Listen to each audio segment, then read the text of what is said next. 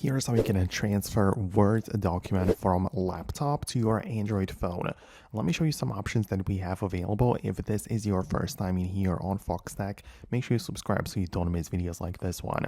So it depends on which laptop you have slightly, but most of them should have these two following options available. You can either use the cloud storage, or I would use the local storage as well. So if you have the local storage available, this might be an SSD drive or USB stick or whatever external storage you have that you can connect both to your phone as well as to your laptop. Like the Android phones nowadays mostly have the USB-C, just like I do, as well as my laptop, right? So if I have like an SSD storage, which I can connect through the USB cable to both my laptop as well as my Android, then I'm pretty much done because I can just copy it right here on the external SSD. And when I connect it to my phone, I can open up the Files app and browse all of the external storages which are connected, even though the local stuff, every single thing can be managed in here. So it's really nice to find the PDF of, or any other file type right here. So this is the simplest way to do it, of course,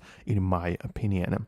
But outside of that, you can as well just go to your laptop and open up Google Drive and upload your document right there. Using the very same account, you can log into the Google Drive app on your iPhone or Android phone. It doesn't even matter which platform you're using, because you can just basically download that Google Drive document any way you want. So that is something that you would do, and it could actually work as well.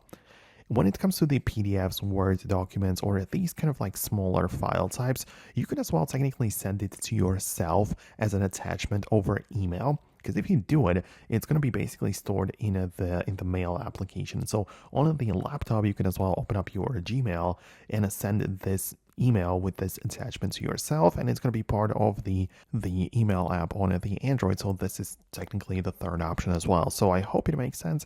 In case of any further questions, let me know about those below in the comments. It's possible I'll make more videos about that, but for now that's it, and I'm going to catch you later in the future uploads as well.